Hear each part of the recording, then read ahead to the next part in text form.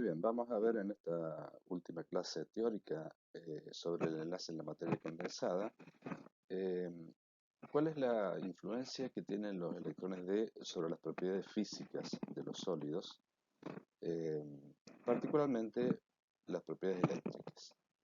Nosotros hemos dicho, cuando vimos enlace iónico, que los sólidos iónicos son malos conductores de la electricidad, porque los electrones se encuentran localizados sobre los iones, ¿sí? Consecuentemente, la energía que se requiere para que un electrón o que los electrones se muevan a lo largo de un cristal es muy alta, porque esto requiere eh, quitarle los electrones a uno de los iones, que vaya pasando, vaya saltando de un ion al otro, y este proceso es extremadamente eh, difícil de que suceda debido a la alta energía que requiere. De esta manera, cuando están en estado sólido, los compuestos iónicos, decimos, no conducen electricidad. Ahora bien, esto es válido perfectamente bien para los compuestos, compuestos iónicos de los elementos representativos, ¿sí?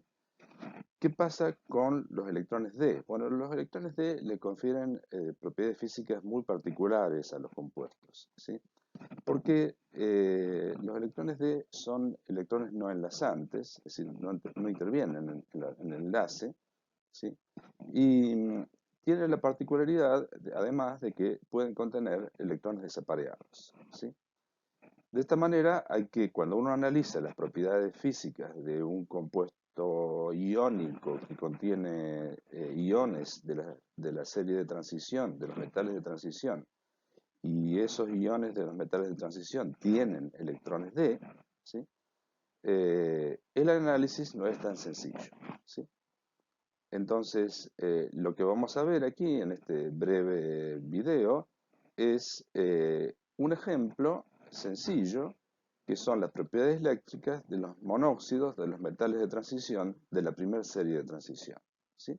Es decir, desde el monóxido de titanio hasta el monóxido de níquel. Vamos a excluir el monóxido de cobre porque tiene una estructura cristalina que es distinta. Todos los monóxidos de los metales de transición, desde el monóxido de titanio hasta el monóxido de níquel, presentan la estructura tipo sal de roca o tipo cloruro de sodio, ¿sí? Es decir, es una estructura de empaquetamiento compacto, ¿sí? Podríamos considerar que los iones óxido, los iones O2-, se encuentran empaquetados de forma compacta, y que los cationes de transición se encuentran en los sitios octaédricos, ¿sí? De esta manera, la coordinación de un catión de transición en estos monóxidos con estructura sal de roca es octaédrica regular, ¿sí? Consecuentemente, vamos a utilizar también el concepto del desdoblamiento del campo cristalino que utilizamos en complejos octaédricos, ¿sí? Desde el punto de vista del desdoblamiento de los orbitales D, es exactamente igual que si se tratara de una molécula de un ion complejo, ¿sí? Solo que al ser un sólido, ¿sí?, los orbitales D pueden eventualmente formar bandas, ¿sí?, como ya vimos para metales, para semiconductores, etc. En realidad, cualquier sólido presenta una estructura de bandas, ¿sí? Tendremos entonces que analizar ese proceso.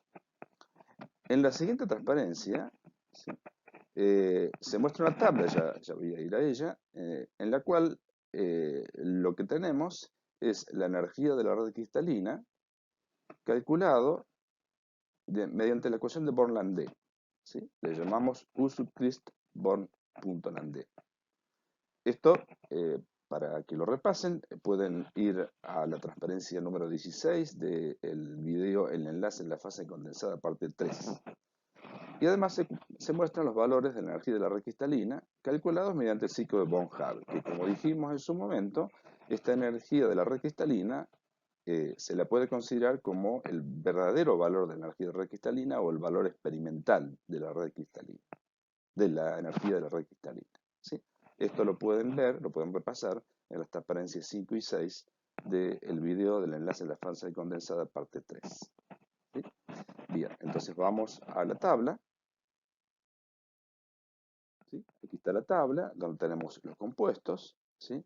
Hay que remarcar que el monóxido de cromo no existe, no es posible sintetizar monóxido de cromo, por lo tanto no, lo vamos a excluir de este análisis, y que de la columna de la energía de la red cristalina calculada mediante la ecuación de Born-Landé, no hay datos para calcular a través de esta ecuación la energía de la red cristalina del monóxido de titanio. Por lo tanto, no tenemos un número aquí, sí lo tenemos para todos los otros compuestos que existen, ¿sí? Es decir, todos excepto el monóxido de cromo, y llegamos hasta el monóxido de níquel, que sería el último de los monóxidos de los metales de transición que tiene una estructura de sal de roca. Y por lo tanto, podemos incluirlos en esta comparación porque son todos isoestructurales, ¿sí? Aquí en la segunda columna tenemos la energía de la red cristalina calculada mediante el ciclo Born-Haber y por lo tanto estos serían los valores reales de la energía de la red cristalina o los valores experimentales. Bien, ahora uno puede comparar estos dos valores, ¿sí? Y es válido decir lo siguiente: si el modelo iónico es correcto, es decir, si los compuestos estos tienen un comportamiento iónico, vamos a tener valores de la energía de la red cristalina calculados mediante la ecuación de Born-Landé, que es una ecuación teórica deducida para un modelo iónico completo, iónico 100%. Entonces, si este valor es cercano a este o coincide con el valor de la energía de red cristalina calculado mediante la ecuación de mediante el ciclo de Born-Haber, vamos a decir que el compuesto verdaderamente es un compuesto iónico. Entonces, lo que se muestra en la siguiente columna es la diferencia porcentual entre estos dos valores. Es decir, se toma la energía de red cristalina calculada mediante Born-Haber, se le resta la energía de la red cristalina calculada mediante la ecuación de Born-Landé, ¿sí? Se la divide por la energía de la red cristalina de Born-Haber y se la multiplica por 100. De esa manera da una diferencia porcentual. Bueno, lo que podemos ver, para los casos en donde se puede hacer esto, que son todos excepto el caso del monóxido de titanio, porque no tenemos datos de la energía de la red cristalina calculada mediante Born-Landé, que las diferencias son increíblemente pequeñas, ¿sí? Son muy pequeñas. Así que prácticamente podemos decir que todos estos monóxidos responden a un modelo iónico, ¿sí? Bien, estas diferencias son muy pequeñas, prácticamente están del orden o inclusive menores de lo que es un error experimental cuando se determina la energía de la red cristalina a través del ciclo Born-Haber. Por lo tanto, es insignificante, no tiene significado, digamos. Así que prácticamente son iguales estos dos valores y consecuentemente podemos decir que estos compuestos tienen 100% de enlace iónico. Sin embargo, cuando vemos las propiedades eléctricas, acá simplemente mencionamos, no damos números, pero mencionamos que el monóxido de titanio y el monóxido de vanadio son conductores de la electricidad, se le denomina conductor metálico. Esto no quiere decir que el enlace sea metálico, sino que es la forma de nombrarlo, ¿sí? Conductividad metálica, conduce por electrones, ¿sí? Y que a partir del monóxido de manganeso en adelante son aislantes, o son semiconductores con una energía del gap muy grande, ¿sí? Consecuentemente, a temperatura ambiente, estos monóxidos de manganeso, hierro, cobalto y níquel son muy malos conductores de la electricidad. Entonces, la pregunta que uno se hace, primero, ¿por qué razón estos dos compuestos, a pesar de responder a un modelo iónico, conducen la electricidad? Y segundo, si estos dos conducen la electricidad, ¿sí? ¿Por qué estos no? Entonces, vamos a ver cuál es la explicación que podamos dar. Bien, la explicación la vamos a dar en función de las configuraciones electrónicas que tienen los iones de estos elementos de transición y la disposición geométrica que tienen estos iones en la red cristalina y cómo interactúan los orbitales de entre sí, ¿sí? Bueno, aquí están las configuraciones electrónicas. Esto proviene de la teoría del campo cristalino. El titanio 2 tiene 2 electrones, este 2G2, el vanadio 2 tiene 3 electrones, este 2G3, ¿sí? Salteamos el cromo porque no existe el monóxido de cromo y aquí están las configuraciones electrónicas de los iones M+2 que continúan, ¿sí? Bien, entonces ahora, con estas configuraciones electrónicas en mente, ¿sí? Vamos a ver en la siguiente transparencia cómo se correlacionan entre sí los orbitales D en una estructura de sal de roca. ¿Sí? Aquí podemos ver, si bien aquí se muestra el monóxido de titanio y aquí se muestra el monóxido de níquel, en realidad ambos iones de transición, titanio y níquel, tienen orbitales T2G y tienen orbitales G. Simplemente que aquí en la figura de la izquierda mostramos los orbitales T2G y cómo interactúan entre sí, y en la derecha mostramos los orbitales G y cómo interactúan entre sí. Pero aquí también hay orbitales T2G y aquí también hay orbitales G. ¿Qué pasa en el monóxido de titanio? Bueno, lo que sucede es que los orbitales T2G, como están dirigidos a 45 grados respecto de las coordenadas, supongamos que en este caso son X e Y, ¿sí? Serían los orbitales de XY, ¿sí? Vemos que un titanio en una esquina, ¿sí? Se enfrenta, sus orbitales T2G se enfrentan directamente con el titanio que está en el centro de la cara, ¿sí? Aquí se ha puesto a los titanios en las posiciones en el origen de la celda y en el centro de la cara.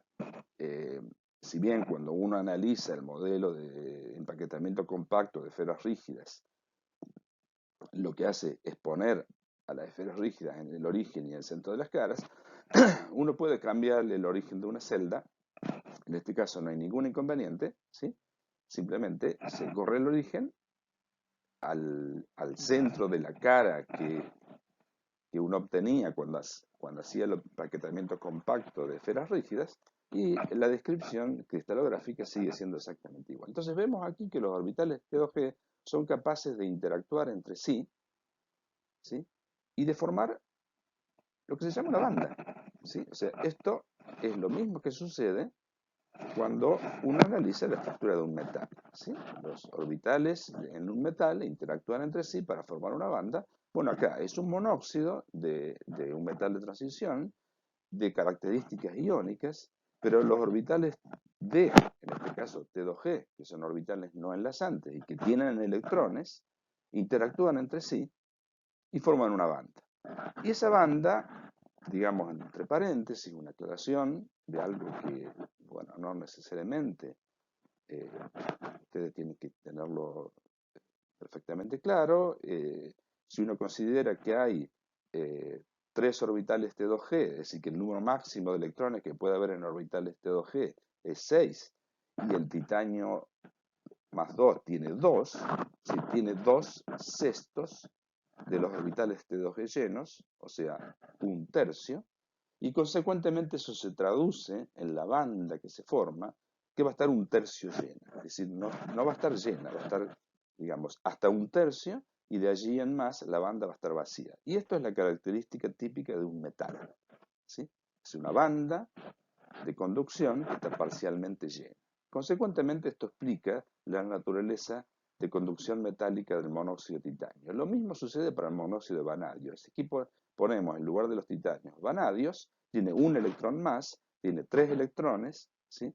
En un total de 6 orbitales, en un total de 3 orbitales T2G, en donde cabrían 6 electrones, es decir, que la mitad de los orbitales T2G está lleno. Consecuentemente, la banda que se forma va a estar llena hasta la mitad, ¿sí? Vamos ahora, analizamos qué pasa con los orbitales G si tuvieran electrones, que sería el caso del monóxido de níquel. Los orbitales G están dirigidos a lo largo de los ejes de la celda, ¿sí? De los parámetros de red A, B y C, en las 3 direcciones, ¿sí? Y están los centros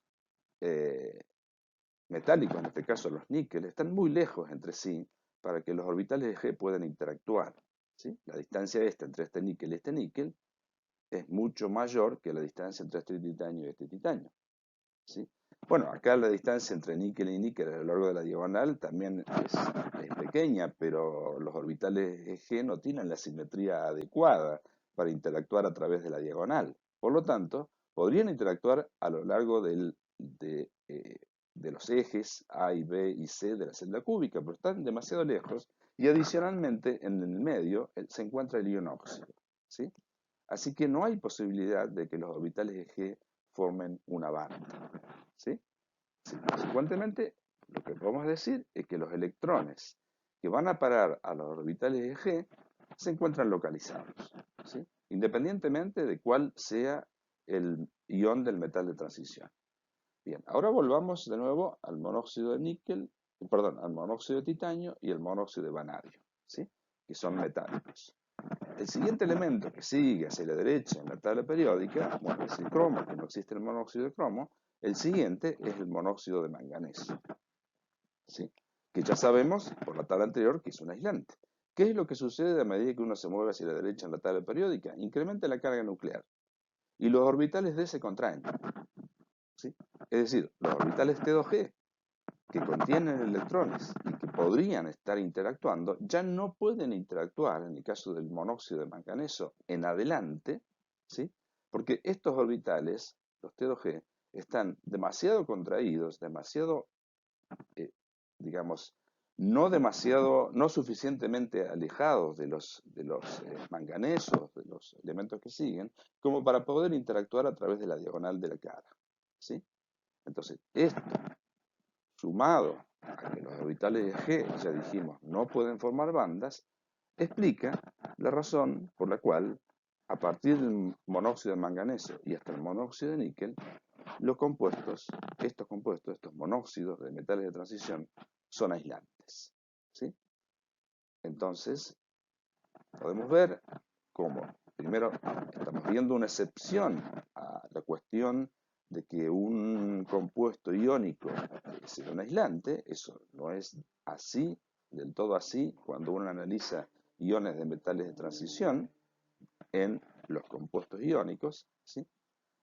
Y además, hay que analizar la geometría, es decir, la estructura cristalina del compuesto y cómo los orbitales D interactúan entre sí dependiendo de cuál es el entorno en el que se encuentran. En este caso, al ser un entorno octaédrico, se desdoblan en orbitales T2G y G, entonces uno tiene que analizar cómo interactúan los orbitales T2G y los orbitales de G entre sí, y si van a formar bandas o no, y a su vez cuál es el efecto del aumento de la carga nuclear sobre estos orbitales, ¿sí? Para de esa manera explicar por qué existe este cambio en las propiedades eléctricas a lo largo de un periodo. Entonces, aquí está descrito, ¿sí? Lo que acabo de decir, ¿sí?